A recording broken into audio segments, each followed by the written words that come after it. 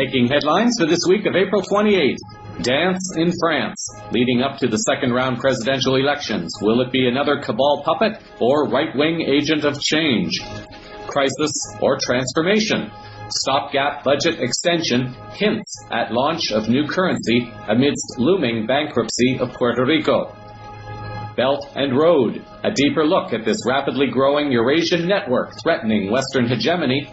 And energy of communication. Dr. Bruce Lipton elaborates on the energetic nature of our being and how it relates to one's interactions. With news around, upon, within, and beyond our planet, the program making disclosure official. This is Cosmic Vision News. Here is Jeffrey West. Greetings and blessings to all. It may seem that we are in the process of witnessing what could be a repeat of the U.S. election, but this time across the Atlantic pond in France. With the historic rejection by French voters of the two mainstream political parties in having their candidates nominated for president, it has come down to a somewhat inexperienced establishment puppet in Emmanuel Macron and the former leader of the Front National party, Marine Le Pen. Earlier this week, Le Pen had temporarily stepped down as leader of her party, presumably to present an image of willingness to represent all French people and not just those of her party. Nicolas Vinocourt and Charlie Cooper, writing for Politico.eu on April 26th, asked if French pollsters were smarter. The article writes that for the first time since Britain's vote for Brexit shocked the world, pollsters are back in good graces. Thank the French for that. France's practitioners of the polling arts managed what their comrades in Britain and the US embarrassingly failed to do in recent months by calling last Sunday's first round of the presidential election spot on. They attributed their success to better demographic modeling, in particular reaching first-time voters, seniors, the less well-educated and rural votes. Poor internet coverage is among the reasons why those groups tend to fall off radar screens. They also zoomed in on turnout, correctly assessing that abstention rates would be lower than in previous elections. With the results of last week's primary election, the results were showing that Macron had a high enough standing that some were claiming that Le Pen would not be able to catch up. The media in the US, however, thought the same thing about Hillary Clinton. Once Bernie Sanders had been eliminated from the US election equation, the establishment got lazy and settled back into their naive confidence that Hillary had it all locked up. However, it seems that she did not. Saim Saed, in a political article on April 27th, suggested that Le Pen has gotten off to a better start leading up to the second-round election than Macron has. Macron has apparently been plagued with a number of potential scandals that show him to be out of touch with the general population of the country.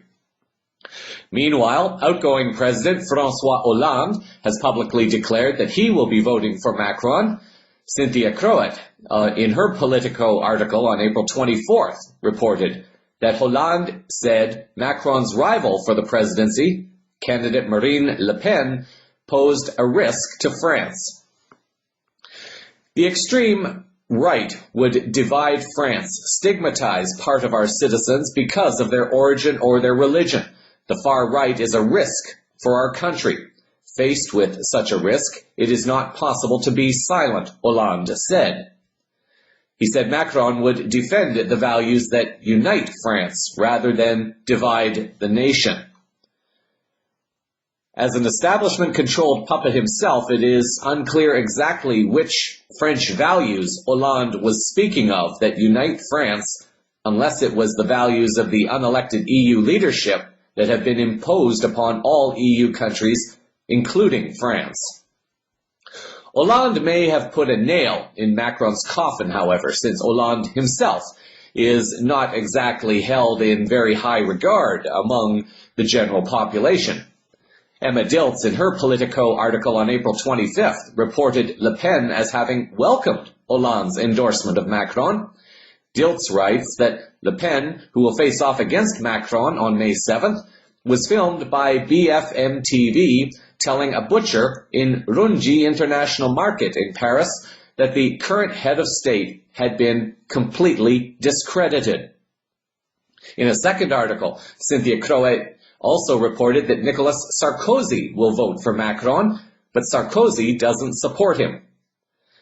This would seem to signify or significantly expose the cabal influences within France and how desperate they are becoming to find some kind of strategy that will work for them, because these days nothing seems to be going their way. France 24 reported on April 28th that former presidential candidate Nicolas Dupont-Aignan on Friday endorsed Marine Le Pen in the France second-round election. Dupont-Aignan, who gathered 4.7% of the votes in the first round, said he would vote for Le Pen in the second-round ballot on May 7th and would immediately join her campaign. RT reported Macron as being a candidate who will deliver a weak France, and this is exactly what Brussels and Berlin want. As hinted moments ago, all of this in France, and indeed all across Europe at this time, are reflecting the fact that there appears to be chaos and perhaps even panic in Brussels, in NATO, and also with the global cabal group generally. Geopolitics reported on April 25th that the EU, NATO, and the Western Alliance have utterly failed the people of Eastern Europe. The unrequited love of former Soviet bloc nations is slowly turning to scorn. The Euromaidan and ensuing civil war have laid bare an ideological and cultural divide that is ages old. With Brussels and NATO reeling from recent events, the fear-mongering used to leverage aligned nations is losing its effectiveness. The article also added the following. A meeting between Russian Prime Minister Dmitry Medvedev and Moldova's former Prime Minister and current head of the Socialist Party, Zhinaida Griciani, in Moscow reveals the general eastern shift to Russia. The Moldovan politician expressed what is a growing sentiment toward the European Union. The poorest country of the former Soviet republics, Moldova is perhaps the most neglected country in Europe, and recent calls from the south for Moldova and Romania to reunite foretell of the wider neglect of nations in the region. Hungary, to the west, has begun a Russia lean as well, and Bulgaria, to the south of Romania, was never fully a Western satrap. Upheaval in Bucharest over real or perceived corruption by leadership, Greece's ongoing plight, the old sounds of Serbia, and even countries like Slovenia send a clear signal. We've seen the evidence of a collapse of confidence in the Western alliance for some time. With the global cabal in such disarray and panic, it is therefore, or is it therefore, any surprise that for at least the third time in maybe 10 years that the Western media is once again trying to plant seeds of nuclear war being launched by North Korea. North Korea is still one of the countries that does not have a Rothschilds-controlled central bank. So one may wish to keep this in mind when trying to figure out why North Korea keeps suddenly popping up in the news when it is convenient for a desperate group of people trying to cling to their rapidly dissolving power. In other geopolitical news, while the West continues to dig itself deeper and deeper into debt, fear, chaos, and conflict, the East only seems to be solidifying its partnerships and relations. It is no secret now why the West is falling apart. It is clear that the fiat currency system has failed. It is clear that humans have been enslaved to a criminal system of commercial law. It is clear that Western leaders are not willing to put the welfare of their own people ahead of a criminal agenda that profits from war and chaos. And it is clear that Western leaders will stoop to almost any crime to keep their lies alive, even if it means falsifying history. There are, obviously, other conditions as well, many of them attached to this. Finian Cunningham, writing for Strategic Culture, reported that Russian President Vladimir Putin addressed the International Arctic Forum this week on the real and present dangers from falsifying history. He said, "Such deliberate distortion of history erodes international law and order, creating chaos and leading to further conflict." The Russian leader deplored the use of history as an ideological weapon to demonize others, and he said that without proper understanding of history, we are bound to repeat mistakes of the past. Cunningham goes on to list several very blatant lies being put out by Western leaders and media, including the events in Ukraine, in the US, Syria, the Korean War, and these are only a very few of the so many events. Cunningham continues, "If the Western public were fully informed of how the crises in Ukraine, Korea, Syria, and Iran have been largely fomented by Western machinations, then those conflicts would not continue as they are, because the real causes of the conflicts would be widely exposed, showing Western government culpability, in particular, Washington's. And then, if justice were to prevail, those Western politicians and news media outlets who have been responsible for obscuring, distorting, and thereby fueling these conflicts would finally be held to account." This is, therefore, the very reasons for why BRICS was developed, and now also the Belt and Road Initiative, and all the trading deals to exclude the US dollar are moving forward aggressively at this time. Writing for the Duran on April 28th, Alexander Mercouri reported that Russia's President Putin has met in the Oval Hall of the Kremlin with Li Zhanshu, director of the General Office of the Communist Party of China and Chief of Staff of Chinese President Xi Jinping. The meeting was held directly after Li Zhanshu held talks with his Russian counterpart Anton Vaino, who is the head of the Russian President's Executive Office and who is President Putin's Chief of Staff. Delivering a personal message from Xi to Putin, the message was translated in part as follows. "He told me to say that today, Chinese-Russian relations are going through their best period ever in our history. Today, our relations are deservedly called an example of relations between great powers, characterized by cooperation and mutual benefit. Today, our relations are very solid, mature, and are distinguished by strategic cooperation and a lasting nature."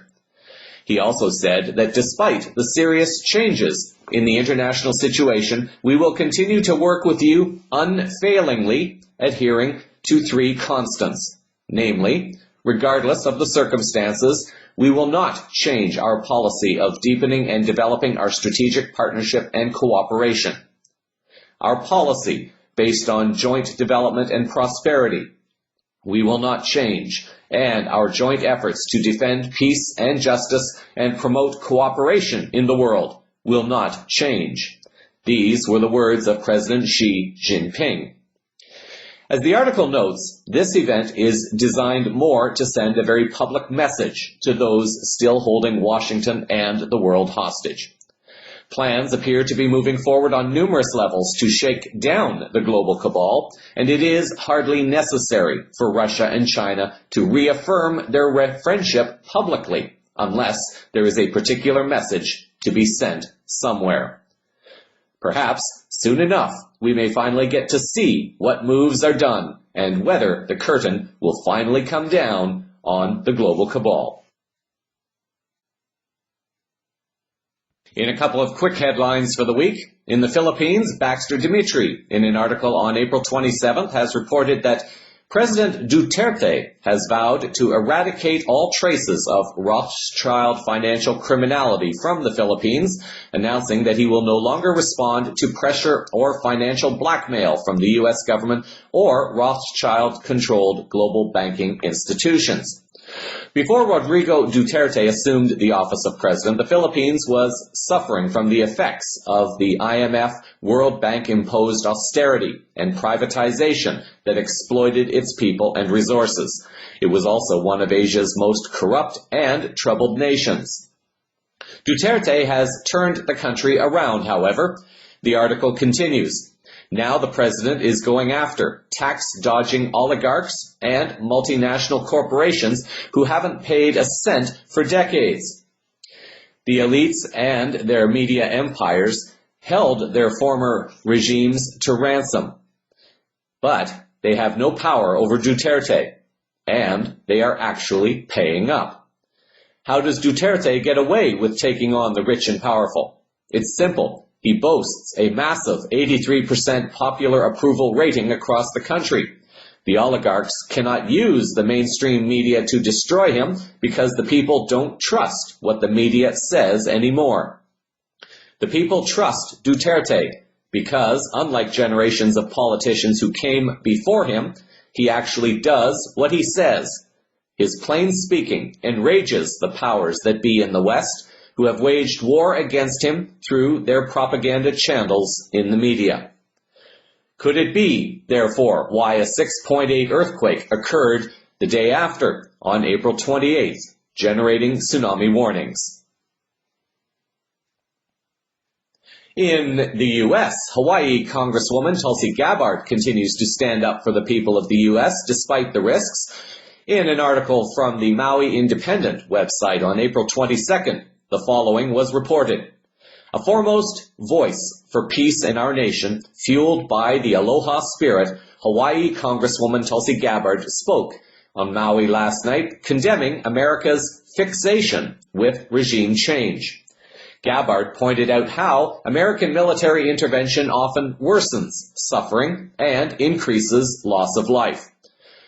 We need to stop trying to be the policeman of the world, she said to enthusiastic applause. We need to speak up and loudly against this and for peace. Because of the trillions of dollars spent on wars, our schools are languishing, our infrastructure is crumbling, and we are fighting for scraps for the most basic human needs. We can't afford to act as the policeman of the world and rebuild and plan for strong communities at home. The madness is difficult to comprehend.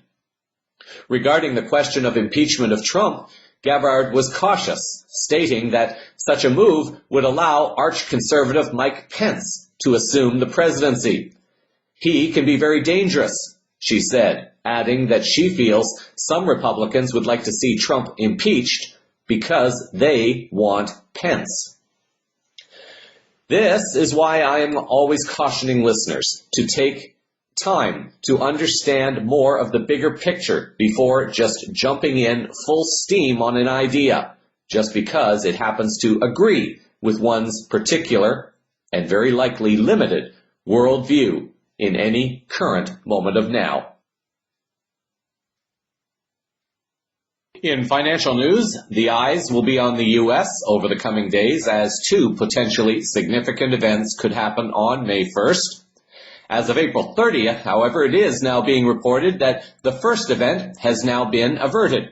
According to the Today.ng news website, the U.S. Congress easily passed a one-week stopgap spending bill Friday, assuring there is no embarrassing government shutdown on the 100th day of Donald Trump's presidency. After weeks of tense negotiations over federal spending, the measure sailed through the House and Senate just hours before a midnight deadline. Perhaps unusual is that it is only a one-week extension, which raises questions as to why. One unknown and unvalidated source reported on one website that this extension is connected to the launch of the new U.S. currency, the USN. This source wrote that as a result of using this budget extension provision, no trace of said collateral or currency change will be included in the 2017 federal budget when it comes due for a second gold-backed extension on Friday, May 5th, running through September 30th of 2017.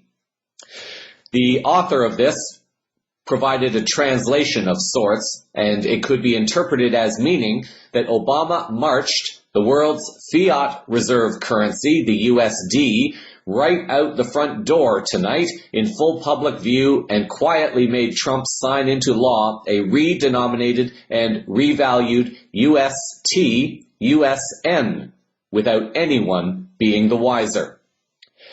This information must be taken with great discernment. Having said this, however, there is one banking website in Hong Kong that has listed both the USD and now also the USN as a currency. This link will be in the show summary for those wishing to check it out. The second potential event is the expected announcement that Puerto Rico will not be able to restructure its debt in time for the May 1st deadline, and the U.S. Congress, so far, does not appear to be willing to grant an extension. What this appears to suggest is that Puerto Rico is expected to go into debt default and will thus have to seek creditor protection, essentially meaning that Puerto Rico will be bankrupt. How this event will be impacted, along with many others, by the short extension of the budget and the alleged launch of the new USN, remains to be seen. CVN has been reporting on the initiatives being taken by Russia, China, Iran, and other nations from within the BRICS alliance of countries. For most of the last 5 years, CVN has been on the air. Listeners have also heard me mention the new Silk Road, also known by several other names, One Belt, One Road, or just simply OBOR, over the last 2 years as well. Recently, a Hong Kong business meeting was held in Ljubljana, Slovenia, to promote this new Silk Road economic initiative that is being put forth. According to one Hong Kong official offering a keynote address to the group, if one is seeking to be understood as being informed on this initiative, the term to use is just Belt and Road Initiative. From this moment on, I am going to refer to it as the Belt and Road Initiative, although if I am quoting an article that uses any of the old terms, I will quote the terms that they use. The road part refers to the land-based traffic and trading networks, while the belt refers to the marine-based traffic and trading networks. Venice in Italy and Koper in Slovenia are both apparently being considered as ports of entry into the European market from international shipping traffic. To understand this initiative a little better, an article appearing on the CLSA.com website. According to the website, the CLSA claims to be Asia's leading and longest-running independent brokerage and investment group. The article shares the following. At the heart of One Belt, One Road lies the creation of an economic land belt that includes countries on the original Silk Road through Central Asia, West Asia, the Middle East, and Europe, as well as a maritime road that links China's port facilities with the African coast, pushing up through the Suez Canal into the Mediterranean.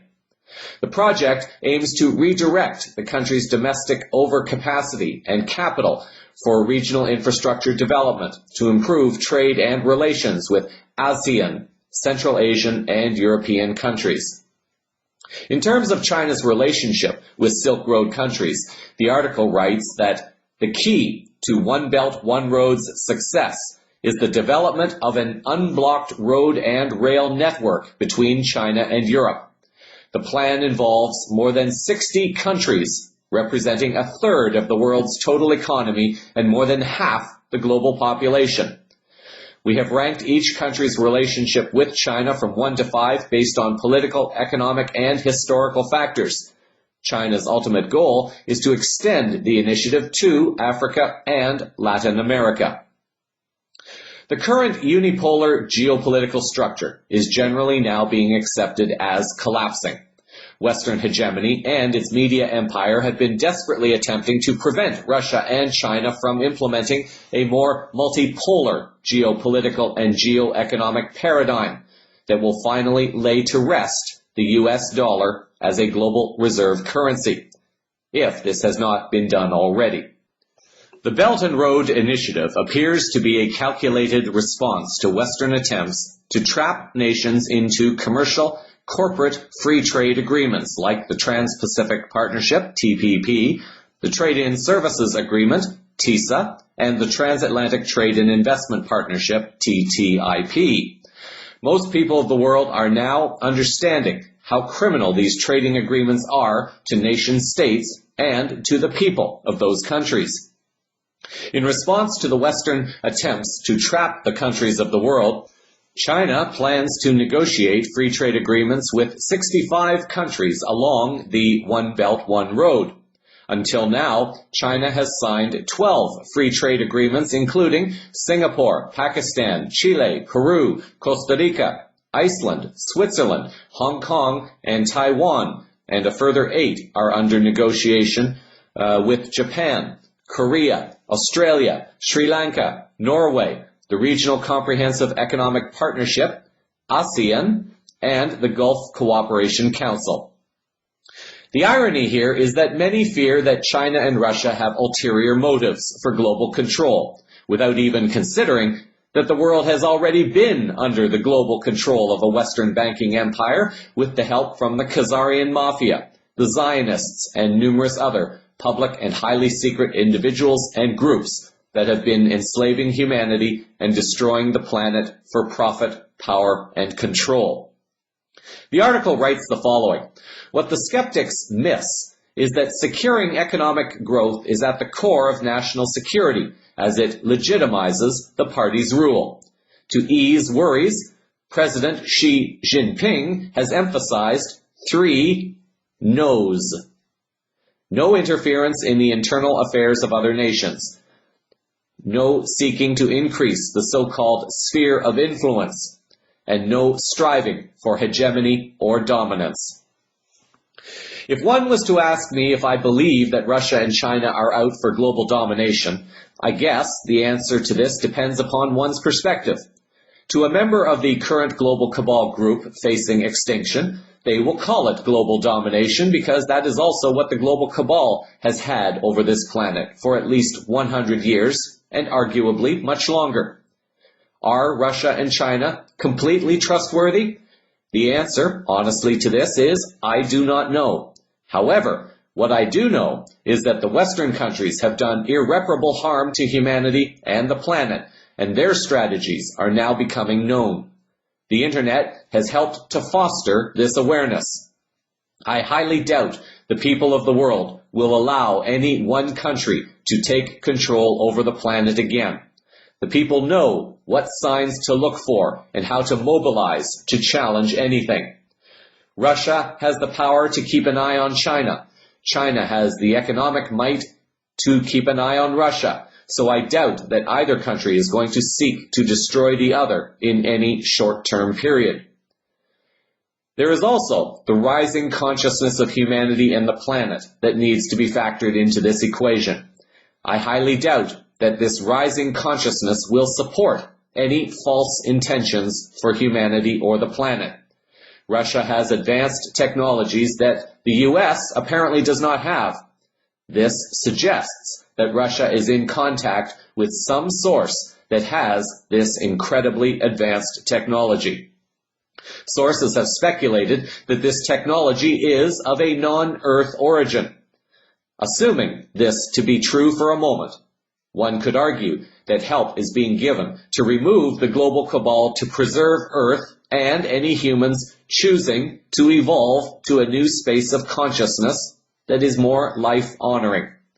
It could, therefore, also be argued that technology given can also be taken away if Russia and or China later decide to abuse the power given to them to remove this global cabal. Given the choice between a known and very dangerous enemy and the attempts by Russia and China to shut them down, one will have to decide for oneself which side to take in this increasingly important battle.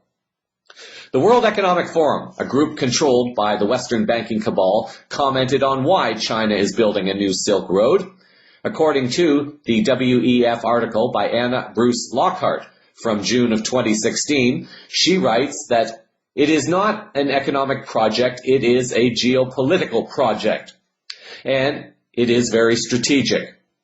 Nadège Roland, an analyst at the National Bureau for Asian Research, told foreignpolicy.com. He's not alone in suspecting China of a tactical repositioning in the global economy. It's clear that relationships with the ASEAN region, Central Asia, and European countries stand to improve significantly if China directs more of its capital into developing infrastructure overseas. Moreover, by striking up economic and cultural partnerships with other countries, China cements its status as a dominant player in world affairs. China's XinhuaNet.com news agency website has a section dedicated to the Belt and Road Initiative, and here are a few headlines being reported from this site this week. Putin looks forward to meeting Xi at Belt and Road Forum in May. China Mobile to cut roaming charges along Belt and Road. China's Belt and Road Initiative, a golden opportunity for Africa, according to an official. Belt and Road Initiative to benefit China and Ukraine, according to Ukrainian officials. According to German Chancellor Merkel, Germany backs Belt and Road Initiative and wishes China's forum success. Hungarian Prime Minister Viktor Orbán supports China's Belt and Road Initiative. And this is just a sampling of the growing news of this initiative that seeks to derail once and for all the criminally fraudulent fiat fractional reserve banking system and the US dollar as global reserve currency. As you may have noticed in some of the headlines, Hungary and Germany are supporting the initiative, which suggests that they recognize that some big changes are soon to come, geopolitically to Europe and possibly also to NATO. What you may have also noticed is that Ukraine apparently is recognizing the benefits of this initiative, and this may be surprising given the Western attempts to blame Russia for their coup of the Ukrainian government and the destruction of that country.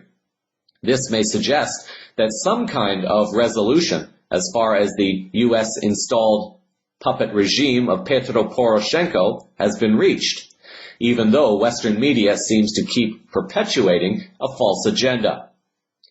Stay tuned for more in upcoming newscasts. All links, including a few not mentioned in this story, will appear in the show summary for those choosing to explore more.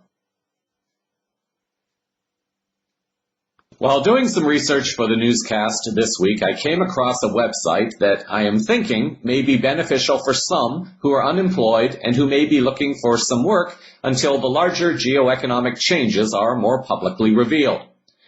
Could you imagine a job where you could combine the freedom of a freelancer with the income security of an employee? A team of people based in the Netherlands is attempting to deliver this answer. The website is called FlexPat. For those who know the term expat, they will know that this refers to people who are living and working in another country that is not their own. This site appears to target people with an untraditional life who are seeking to find their way. According to the FlexPat website, FlexPat is the answer to all those who want to have the benefits of an employee while working freely on projects from across the globe. FlexPat is building a community for those who want to grow personally and professionally by making remote work the new norm. Since FlexPat's inception in late 2016, 10 other travel enthusiasts joined the team to turn universal location independence into reality.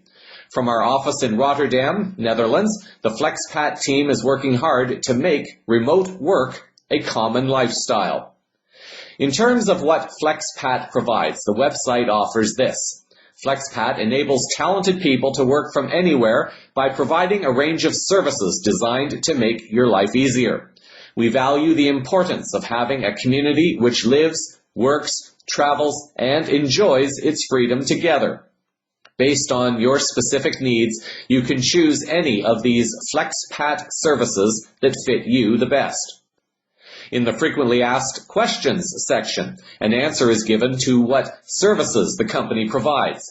The website states the following. We believe that people should spend most of their time on things they like rather than on tedious, time-consuming organizational tasks. leave that hassle to us, so you can do the things you like. FlexPat facilitates income security, accommodation, workplace, skill building through trainings and workshops, community events with like-minded people, and a lot of fun. According to this same webpage, the kinds of skills that they are looking for, at least currently, are skills that can be used remotely. If you can do parts of your job from a coffee shop, you fit our requirements. Mainly, we are looking for talents in the areas of IT, design, online marketing, finance, and legal. For other backgrounds, feel free to sign up and we will determine individually if one of our business partners has demand for your skill set. Is there job security? According to FlexPat, sounds too good to be true, right? So here is our honest explanation. After you sign up, we will screen your profile, followed by an application process. If you are admitted to the program, we will match you with work from fast-growing startups and innovative corporates so that you have a guaranteed income. So every month, you receive money to spend on food, tours, and a beer or two while we take care of the boring stuff. There is a section for employers to fill out so they can state their expectations and terms. There is a section for potential workers to fill out in marketing their skills and abilities. It appears that they are open to suggestions other than the skills they listed above, so you may have nothing to lose by presenting your skills to them. I have sent a message requesting more information from them, and if the response is favorable, this is a program I may consider signing up for myself if it will help support CVN and support me personally. The various links to FlexPat will be in the show summary for those choosing to learn more. In general news, moments ago I offered listeners a site to consider for possible employment, but I would also like to offer some other social media websites for your consideration. Although a number of listeners really came through to assist me and CVN recently in raising funds, I was still unable to achieve the goal that was set, which means I still have to explore other options to promote the newscast and other possible employment options. As many know, I am no longer a fan of Facebook, although I do need it because I have found some news stories from things that others post. There is also a lot of unwanted stuff, even though I try to unfollow people who post things that I generally am not interested in seeing or even knowing. Of course, I cannot make anyone leave Facebook, although it would thrill me if everyone would walk away and we could watch the miracle of watching the stock crash and the shareholders run away.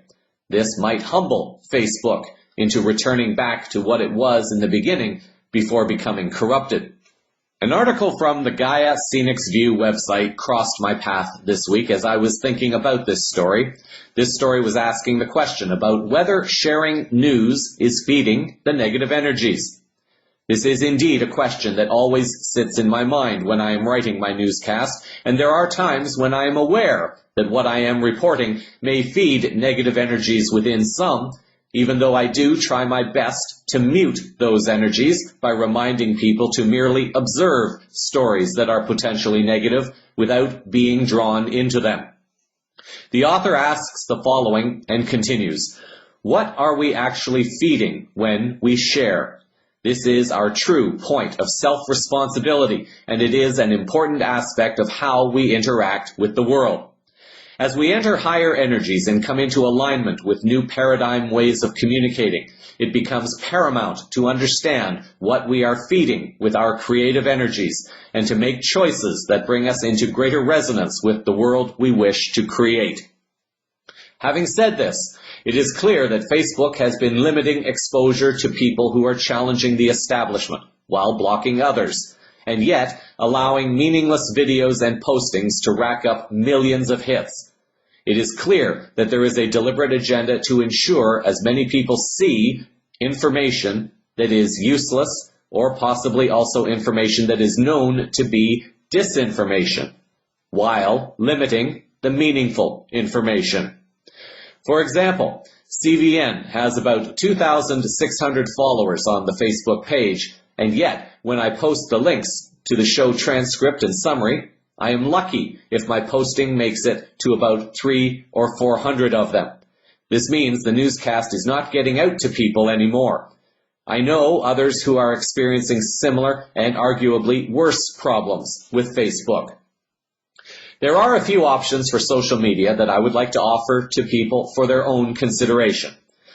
I am currently using LinkedIn, unseen.is, minds.com, and I have just recently been asked to try mastodon.com.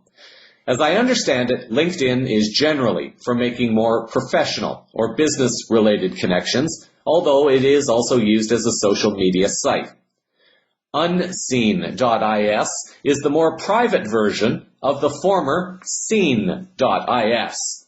Seen appears to have been bought out by a company in the US and is now called seen.life. I set up a profile on seen.is thinking that it would be safer because of the internet privacy laws in Iceland. I was surprised to find out the domain had changed and that it was now linked to an address in California. I have been unable to access this account for many months now, and I have sent numerous messages to the company only to be ignored. Therefore, I strongly encourage anyone considering a profile with seen.life to avoid this company. Do not go with seen.life. If someone has a seen.life profile and is connected, could someone please post something on the Cosmic Vision News page that I am unable to post there anymore? And I highly recommend people to leave this media. If so, thank you for doing that. It would be very much appreciated. Unseen.is appears to still have its setup connected to Iceland, and for now, I feel pretty comfortable in recommending this as a possible social media to try and maybe use more often. Minds.com is the social media site that has apparently been set up by Anonymous. Of course, since we do not know who Anonymous is, it is therefore a challenge to figure out if this group is really in service to humanity or whether the group is a strategy set up by some members connected to the global cabal. For now, it seems to be a pretty decent social media, and I think I also feel pretty comfortable in recommending this site as a possible new direction for one to explore. Then there is this site called Mastodon. I'm still getting familiar with it, but there seems to be some promise with this site. A link to an article by Michael Spencer shares his review of this social media site for those open to trying new experiences. It is my hope that perhaps we can begin a movement of the people who are more awake and aware to get them over to some of the other social media and try to use those networks instead of continually getting frustrated with Facebook. I am the first to admit that I have needed Facebook for the news feed because, as I said, I have found stories that other people have posted. I refuse to no longer post anything about me personally on Facebook, and I only use it to post the show summary. It serves a purpose in one way, but I refuse to give Facebook more than they deserve to have. However, for those who are adventurous and ready to begin moving away from Facebook, I invite you to take a look at these suggestions. If you like one or more of them and choose to join them, you are welcome to look for Cosmic Vision News and connect with me there. Hopefully, we can begin to create a more pure news feed of information that can reach more people and not be limited by some corporate agenda. Social activism has to begin somewhere. Perhaps the time is coming to show Facebook what can really be accomplished with social activism. If anyone feels called to do so, I might suggest a campaign be organized called Unoccupy Facebook. Maybe by June, we can send a clear message to their leadership what we think about their corporate policies and strategies. As listeners know, a couple of weeks back, I attended the second anniversary of Liberland. I'm still in the process of preparing my notes and observations about the project, and I will share this information in the very near future. In order to stay as much as possible in integrity, it is my desire to present my observations first to the Liberland team, as they deserve to receive this from me instead of hearing about anything I may share that they may disagree with. I am prepared to report the following, however, about the event this week. The event was generally well organized, and I commend the team of people who worked so hard to make the event work for those who attended. There were some amazing people there, including 2 journalists working for a Swedish mainstream news organization, which pleasantly surprised me. It is very clear that a lot of very intensive planning and strategies have gone into developing the vision of this birthing nation-state. In 2 years, the leadership and government team have gone to great lengths to make sure that this vision has a chance to succeed. It is my personal belief that this vision does have an opportunity to succeed, as long as the vision does not become corrupted along the way. There are political challenges to be overcome, including the official surrender of the land from both the Serbian and Croatian governments. The Serbian government apparently has given its blessing for Liberland to occupy this land, despite the very public support of at least one Croatian member of parliament. The Croatian government is so far strongly refusing to recognize the land claim, so much so that they are willing to put police boats in the area of Liberland to prevent occupation of the island or to arrest anyone who attempts to do so. The Liberland team has received what appears to be some high-level technical and financial support. At several of the presentations during the weekend, plans were unveiled in several areas, including architecture, technical infrastructure, including the use of blockchains, and another network device that will provide very high-level security. I will try to elaborate a bit more on some of this, but I admit that this was information that went a little bit above my head. As I said, some extensive and very developed planning, and some visionary people bringing some very promising technological prospects to the project when it finally gets clearance to begin. Having said all of this, I will add that there will be many who will strongly resonate with the vision and plan as it is being proposed. What I am no longer sure about, however, is whether or not this vision is one that will be suitable for listeners of CVN, or those who are hoping for a vision a bit closer to that of Oroville in India, for example. I do have some concerns about this project. As I said earlier, however, I wish to present these concerns to the leadership team first and offer them a chance to respond before jumping to any conclusions or making any assumptions. It is my desire to support projects, not harm them, but I also desire to fit people of certain vibrations with communities that will fulfill their expectations and desires. It is important to emphasize that I do not consider this project bad or wrong. It will appeal to many.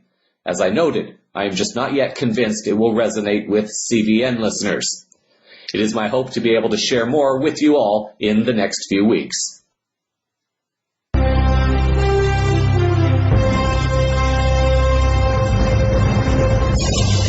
Over to some science-related news now. CVN, from the beginning, has always attempted to share that we live in an energetic universe. Everything is a varied form of energy with its own unique signature. Nikola Tesla is credited with saying that if one wishes to understand the secrets of the universe, one must think in terms of energy, frequency, and vibration. Bruce Lipton elaborates a bit further on this as it relates to communication.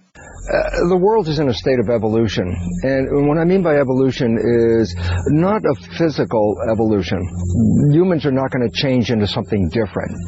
The evolution that we're really experiencing now is an evolution in consciousness. A consciousness that has in the past separated us as individuals. A consciousness that has been programmed with a belief that life is a struggle and that we're out here to survive. We have to be in competition with each other and undercut and undermine. And we were acting as individuals, looking for our own individual power. But in today's world, there's a new understanding that the evolution is an evolution of consciousness, an evolution of an expansion of we are more than just these physical entities. that there is an energy involved. In Newtonian physics, the conventional ones that most people have learned, atoms are physical particles, like little granules. But in 1925, physicists came to another understanding because they said, so what are those particles made out of you called atoms? And they went inside, and they found there were smaller so-called particles, electrons, protons, and neutrons, but that still wasn't the quest, because what are they made out of? And that's when the world changed. Because when quantum physicists started to say, what is an electron or a proton or a neutron made out of? It's made out of energy, not physical, no substance. An atom is like a nano tornado, a spinning force field. There's an illusion that we are physical entities. You're an energy field. And I go, so what the heck difference does that make? And I go, well, here's the interesting part. Particles, I can separate. Here's a particle, here's a particle. Let's talk about one particle. Energy just mixes all together. I'm sitting in a field of energy right now. So if I'm made out of energy, which I am, does it mean that the edge of my energy stops right here? And the answer is no. In quantum mechanics, I'm an energy field. Wherever I go, I'm like a broadcasting an energy. Wherever you are right now, you're broadcasting energy. And so in a Newtonian world we grew up with, this is separate from this and that's separate from this. And I go, in a quantum mechanical world, nothing is separate.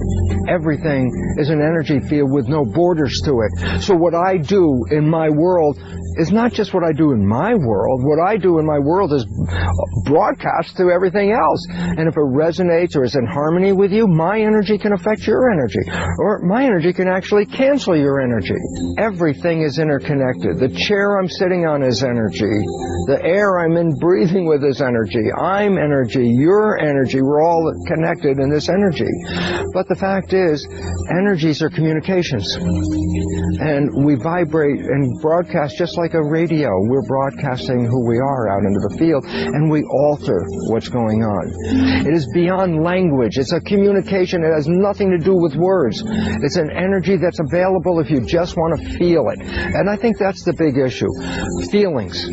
Because feelings are telling you, you feel good? Yes, I'm having more energy. You feel bad? You feel weak? I'm having less energy. And I say, why is it relevant? It's more powerful than words. Energy can tell me, am I with people that are supporting me because I feel good around them? Or do I have a little quasi feeling of this, it doesn't feel right to me? So we have a new world that we're coming into, and it's based on the energy. And if you can read energy, you are being guided. If you can't read energy, you don't know what's going to happen next. If you follow the words, that's where we have been sold a bill of goods, where people say, yeah, these are good words, what do you think? And then I'll buy that because the words. And I say, yeah, but if you ever stop long enough to say, how do you feel about it, not what you hear about it. It empowers you beyond anything in the world. So the wake-up call now is, yeah, listen to people, fine, but feel. Feel it, people. Feel where you are. Feel, is this what I want to do? Do I want to do this or I want to do that? I say, you can ask your head and rationalize anything. But I say, don't ask the question of your head. Ask the question of your heart. Your heart is the monitor of the vibration. Your heart will give you an answer more accurate about anything in your world than your rational thinking will. Longtime listeners will know that I have offered a holistic definition for the word peace based on one's relation with what I call life capitalized in each moment. Back in 2005, I chose to define this life capitalized as being an ever-evolving process encompassing the physical, the non-physical, the visible and invisible that sustains everything on and beyond Earth. Lipton's explanation here brings validation to this definition. The late Dr. Wayne Dyer has stated that if you change the way you look at things, the things you look at change. Therefore, in any given moment, one's truth becomes dependent upon how one is viewing and personally defining some aspect of life in each moment. Therefore, also in 2005, I offered what I believe is a more holistic definition for peace as being an internal experience of unconditional love and service to and for life, relative to one's uniquely different, equally beautiful relation to life in each given moment. Therefore, each thought we think, each word we speak, and each act we perform becomes an energetic statement affirming one's personal truth about how one views oneself, but also how one views the whole process of life. What we are sharing in our social media news feeds is also a part of this equation.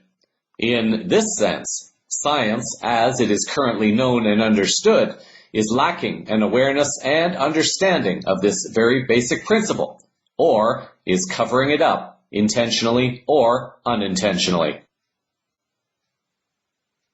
Shifting over to another type of energy for a few moments now, one other possible reason why the U.S. is targeting China at this time, other than the fact that China is helping to create a new financial paradigm, is China's movement to directly challenging big oil and their former domination of the global energy sector. Reuters news service reported the following on January 5th. China will plow 2.5 trillion yuan, or about $361 billion, into renewable power generation by 2020, the country's energy agency said on Thursday, as the world's largest energy market continues to shift away from dirty coal power towards cleaner fuels. The investment will create over 13 million jobs in the sector, according to the National Energy Administration, in a blueprint document that lays out its plan to develop the nation's energy sector during the 5-year period between 2016 and 2020. The NEA said installed renewable power capacity, including wind, hydro, solar, and nuclear power, will contribute to about half of new electricity generation by 2020. An article on the Minds.com website from January 12th added a little bit more. In December of 2016, the National Development and Reform Commission, China's economic planner, said that the solar industry will receive 1 trillion yuan of spending. This is equivalent to about 1,000 major solar power plants and will increase solar capacity by 5 times nationwide. The government may exceed these targets because there are more investment opportunities in the sector as costs go down, said Stephen Han, renewable analyst with securities firm Shenyan Wangguo. It has long been said that you never throw good money after bad. Following this logic, it is very unwise to use a windfall of money, for example, to pay off a bad debt created out of thin air. It is a waste of money. Use the windfall to grow assets. In this sense, China and Russia have been demonstrating wisdom to the world in 2 ways. The first has been in selling worthless U.S. Treasury debt bonds and using those worthless U.S. dollars to buy up physical gold resources to add to their reserves, thus allowing them to launch the financial changes that are now underway. A second way that China is using windfalls of money is to rebuild its infrastructure. This is at least partly why the U.S. has been so critical of China. They may claim that China does not pay off certain debts to Western-controlled banking systems. China understands that this is worthless debt. The U.S. and perhaps other Western countries then attempt to claim that China is stealing jobs. China is not stealing jobs. Instead, it is the Western practice of misusing funds for illegal wars and corporate controls instead of building up a national infrastructure.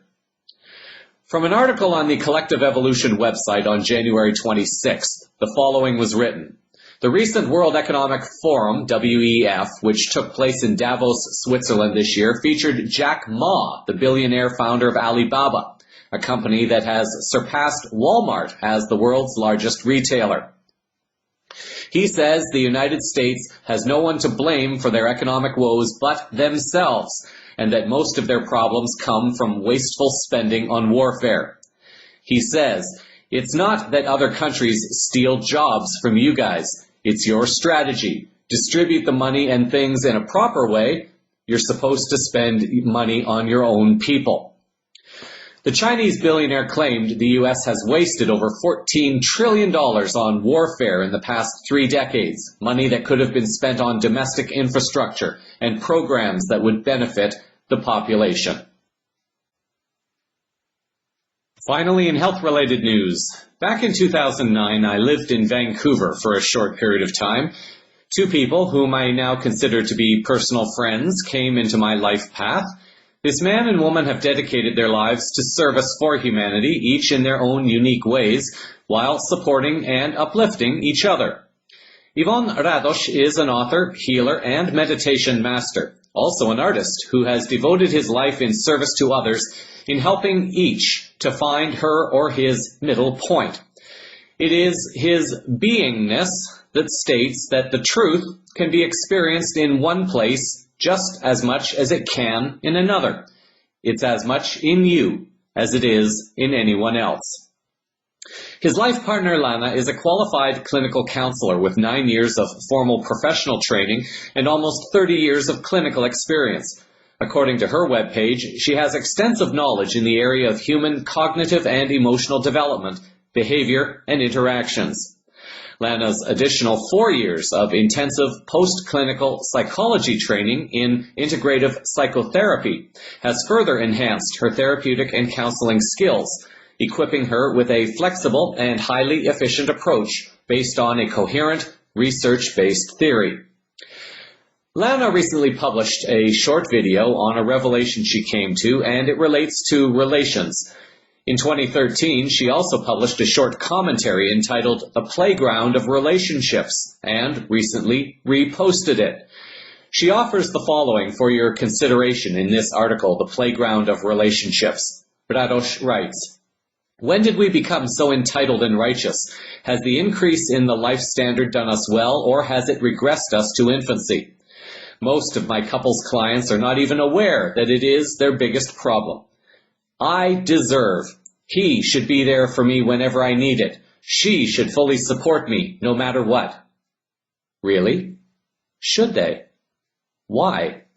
If we want to have a healthy and fulfilling relationship, we need to start asking ourselves, what do I need to do to be a better partner, instead of, how can I change him or her into a better partner?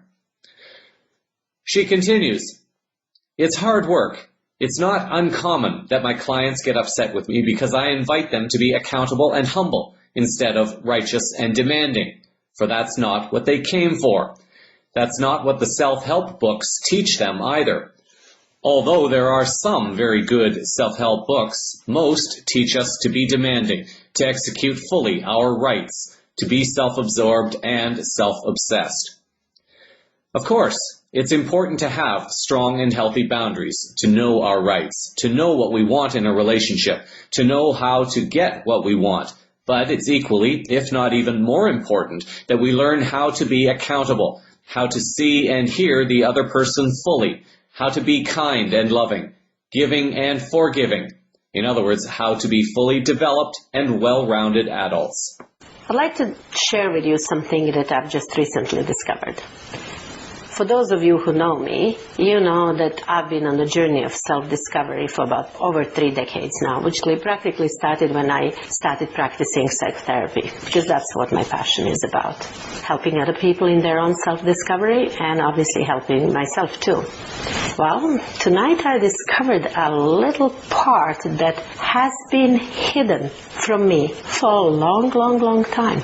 I thought I've done pretty well in terms of personal growth and self-discovery. And this part is about our, what some people call ego, some people call shadow, some people call false self. I've always called it a reactive self because it's formed in our early lives as a reaction to the emotional wounds inflicted on us. Most of us who are committed to becoming better versions of ourselves do try to remain conscious of our unhealthy traits, and they usually easily recognizable, such as my ego, my shadow self is all about being needy, so when I'm needy I pretend I don't need anyone, or I am so brave, presenting as so brave, but deep down I'm really, really scared, and I'm anxious, so I have to control people. All of those traits are very easily recognizable as unhealthy, right?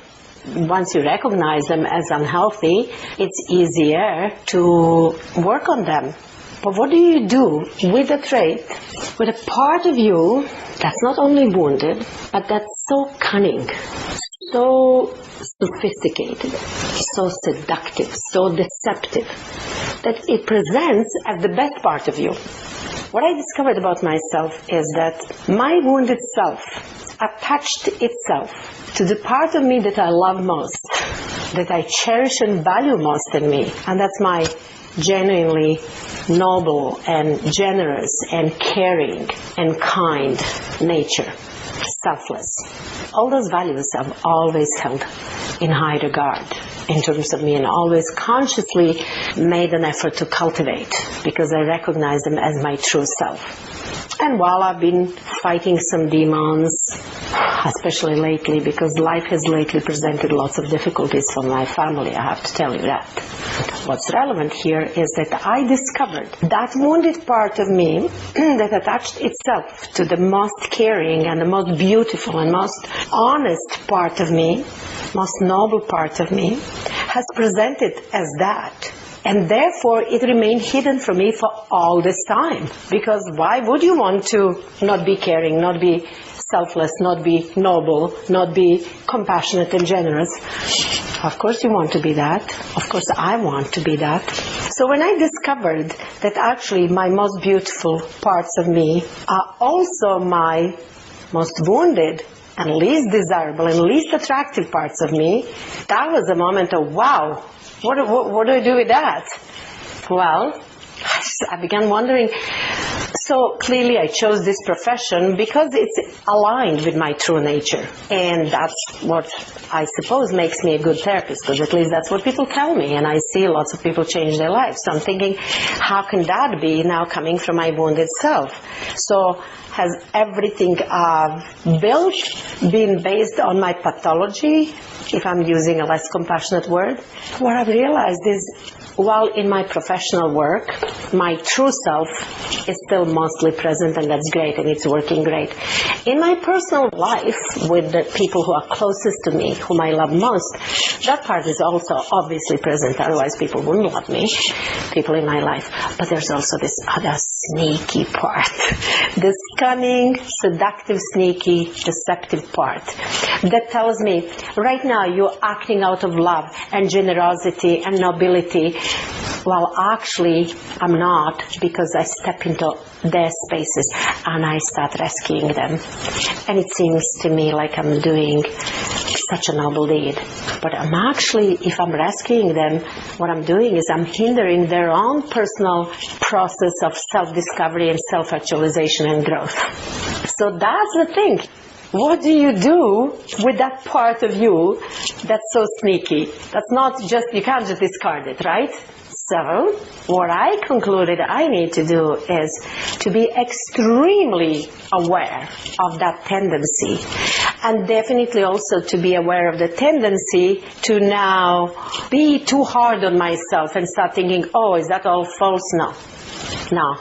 I'm going to hold on to my truth that I know. I know who I am. I know I am noble and selfless and generous and kind and caring. I'm going to hold on to that, but I'm going to be monitoring for the signs of the ugly twin sister of this beautiful part of me, the part that wants to rescue people, and it seems so great, and it's not at all. It's very self-serving, actually. If anything, it's harming those around me. So I'm going to be extremely mindful, extremely aware of that, and I'm not going to promise that I'll never do that and act out of my unconscious wounded part, because that would be really dishonest and unrealistic. But I bet you it's going to present itself a lot, but I bet you I'm going to act out of it far less. Well, in fact, I'm really, really curious and very excited to find out what unfolds for me from now on after this discovery. Inside myself, I have long known that I cannot save anyone else. In listening to these words, however, they resonated strongly within, that I was perhaps not always practicing what I thought I knew. While dealing with my issues surrounding the fear of my ego controlling me when it came to being a broadcaster, Yvonne reminded me in 2009 to use the ego to push me forward in my service, but to not be attached to any specific outcomes relating to that choice. As the saying goes, be strong in attaining your goals, but flexible in how you get there.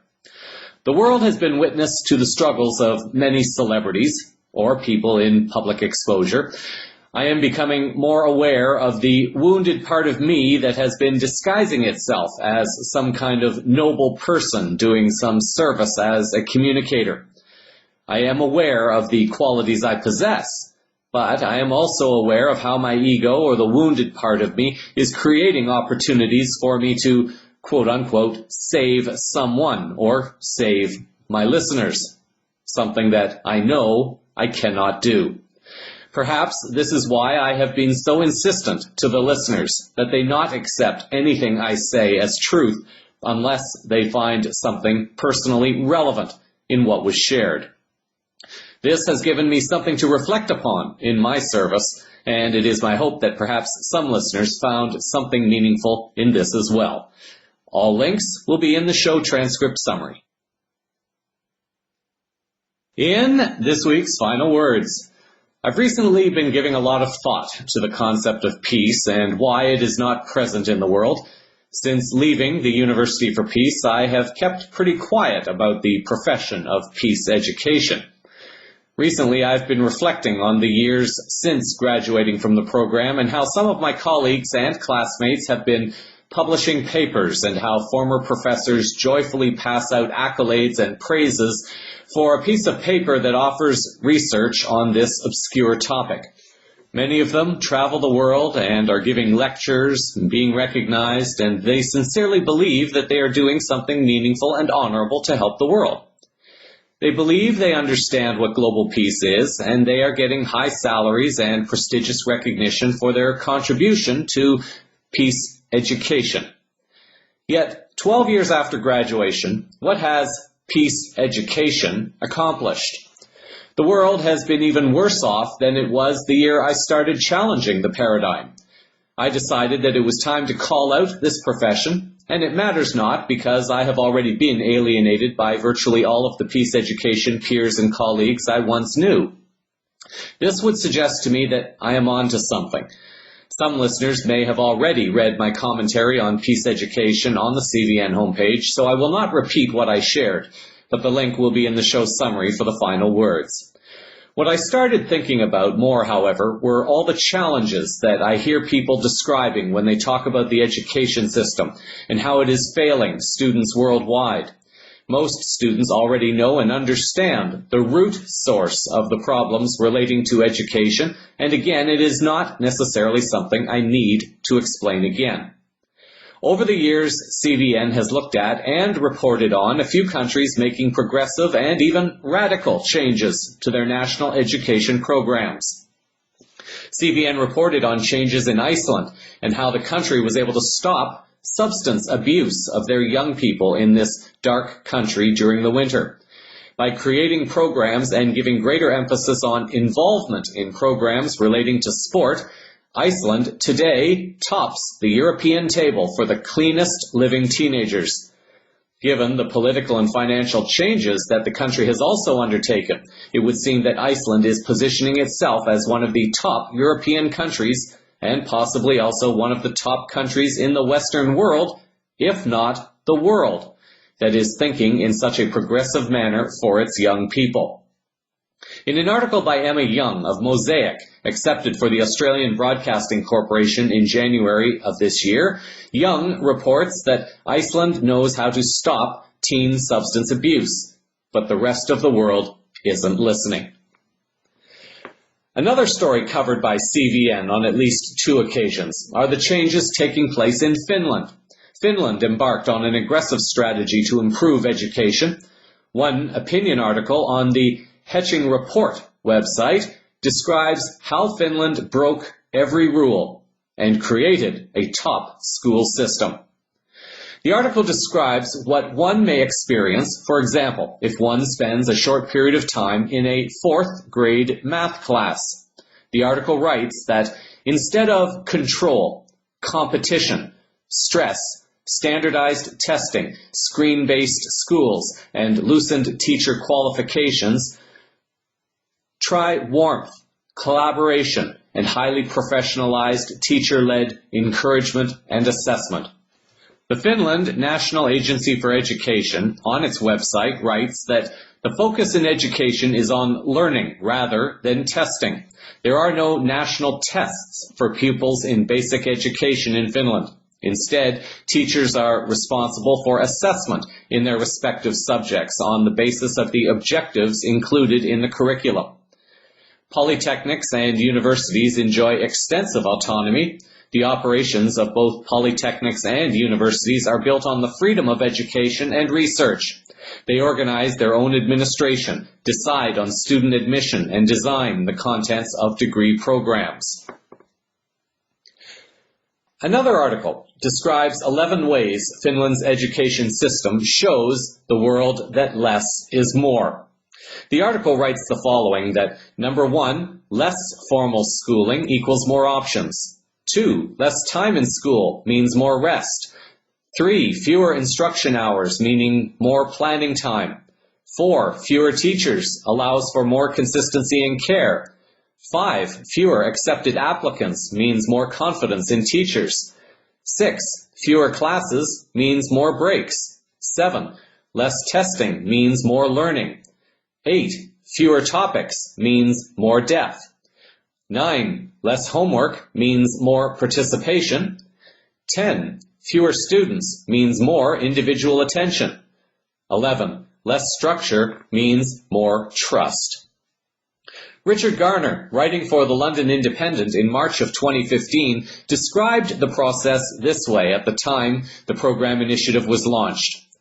Subjects scrapped and replaced with topics as country reforms its education system, referring to Finland.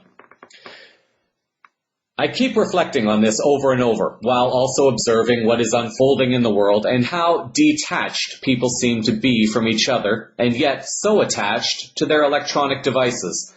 I have wondered time and again if there would ever be a recognized and accepted way to give today's technology-addicted children a chance to reconnect to family, to friends, to nature, to our planet, but perhaps even most importantly, to themselves. It began to occur to me that if a national government truly cared about its young people, and I am the first to admit that the vast majority of countries do not care about their young people, despite their abundance of excuses and defenses, they would set up a program and a condition for graduation that involved living in an environment where the kids had no access to their electronic devices. This would fit into the Finnish paradigm of their education program. No testing, but more experiencing. The particular thought came to me that for children to graduate from ages 4 to 7, kids would not be allowed to have electronic devices during the day at school. Programs would be more interactive, such as the programs being implemented in Finland. To graduate from each year during public school, the kids would have to spend 2 weeks at a camp where no internet or Wi-Fi connection would be available. This would be a condition for graduation, and since all the kids would have to do it, then they would be able to support each other by doing something most of them have no idea how to do. Really communicate and really interact with each other while doing other activities. To graduate each year in high school, there would be perhaps a 3-week minimum commitment. To receive a high school diploma, it might require at least a 4-week commitment with bonuses for additional weeks.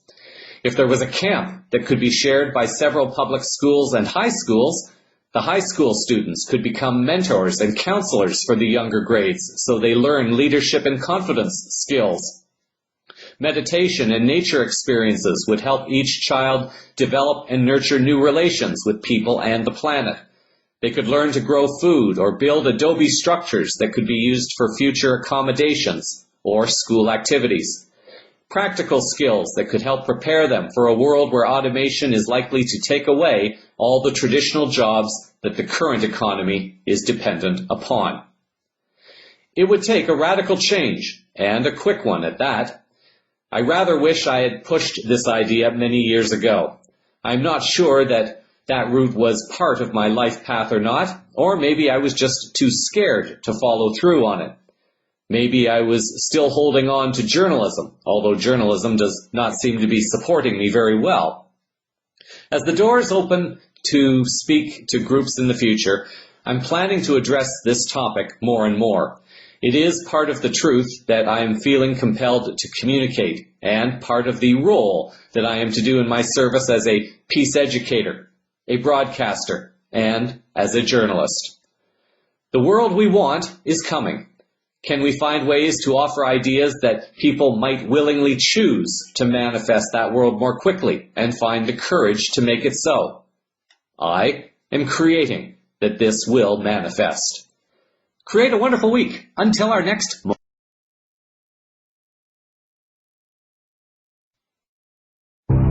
So, that is a sample of the unfolding higher consciousness news around the world this week.